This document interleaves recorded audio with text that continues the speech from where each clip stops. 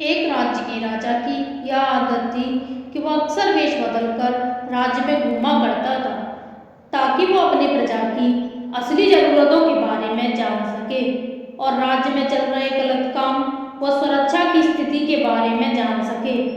ऐसे ही एक दिन अपने मंत्री के साथ वेश बदलकर घूमते हुए राजा अपने राज्य के अंतिम छोर तक पहुंच जाता है। वहां पहुंचकर राजा बहुत ही चौंका देने वाली घटना देखता है। वह देखता है कि एक इंसान सड़क के बीचों बीच लेटा हुआ है, लेकिन कोई उसकी मदद नहीं कर रहा। लोग उसके आसपास से निकल तो रहे हैं, लेकिन कोई भी उस पर ध्यान नहीं दे रहा। यह देखकर राजा खुद ही उस पड़े हुए व्यक्ति की मदद करने जाता है। राजा जैसे ही उस व्यक्ति के पास पहुंचकर उसको उठाने की कोशिश करता है, उसे पता चलता है कि व्यक्ति तो पहले से ही मरा हुआ है। यह देखकर राजा मदद के लिए लोगों को आवाज लगाता है, लेकिन जो भी वहां से गुजरता उस मरे हुए व्यक्ति को देखकर अपना मुंह बनाता और वहां से चला जाता। इस तरह से कोई भी राजा की मदद करने के लिए नहीं रुकता। अंत में राजा ने वहां से गुजरने वाले एक व्यक्ति का हाथ पकड़कर उसे रोकते हुए पूछा, मैंने लोगों को इसकी मदद के लिए आवाज लगाई, लेकिन कोई भी इसके पास तक नहीं आया। आखिर ऐसी क्या बात है कि लोग इस व्यक्ति को छूना तक नहीं चाहते। यह सुनते ही उस व्यक्ति ने मुंह बनाते हुए जवाब दिया, सब इसके कर्मों का फल है। यह हमारे नगर का सबसे बड़ा पापी है। इसने अपने पूरे जीवन काल में सिर्फ बुरे कर्म ही किए हैं। यह कहता हुआ वह व्यक्ति भी वहां से चला गया। उस राहगीर के मुंह से ऐसी बातें सुनकर राजा अपने मंत्री की मदद से उस मृत व्यक्ति को उठाता है और लोगों से पता पूछकर उसके घर तक ले जाता है। अपने मृत पति को देखकर उसकी पत्नी जोर जोर से रोने लगती। तभी थोड़ी देर बाद राजा उसकी पत्नी से लोगों का उसके पति के प्रति जो व्यवहार था उसके बारे में बताता है, जो उसने सड़क पर देखा था।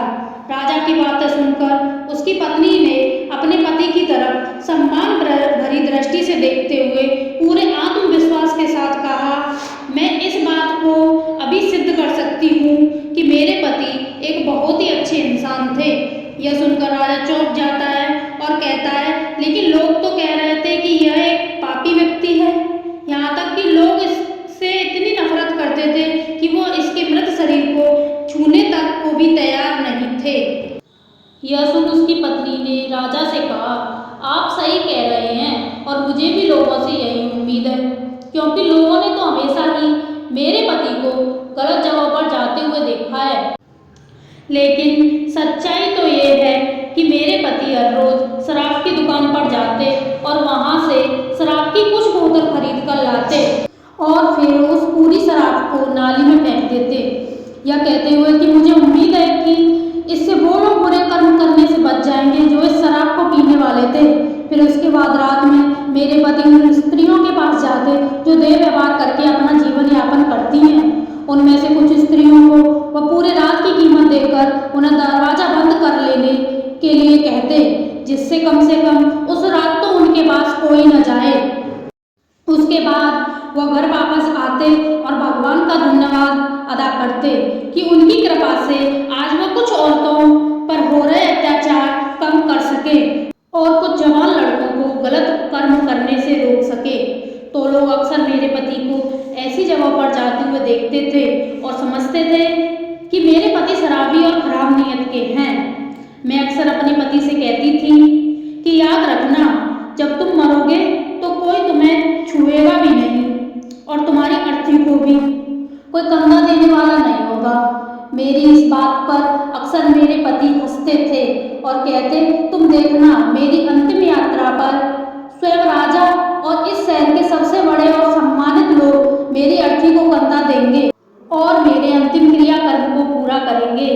उसकी पत्नी के मुंह से ऐसी बातें सुनकर राजा के आंखों में आंसू आ गए और उसने कहा, मैं ही इस राज्य का राजा हूँ और कल सुबह मैं और मेरे मंत्री इसकी आखिरी यात्रा पर इसकी अर्थी को कंधा देंगे और इसका अंतिम संस्कार करेंगे। हम भी अक्सर यही सोचते हैं कि लोग क्या कहेंगे और अपने की वजह से हम कभी भी वो नहीं कर पाते जो हमें करना चाहते हैं, जिसे करने से सच में हमें खुशी मिलती है। और इस कहानी से हमें यही सीख मिलती है कि लोग क्या कहेंगे इस बात की परवाह किए बिना हमें वो करना चाहिए जो करना सही है, जिसे करने से हम सच में सुख रह सकते हैं। क्योंकि जब हमारे अच्छे कर्मों को कोई नहीं देख रहा होता तो उन्हें भगवान देख रहा होता है। जय हिंद, जय भारत।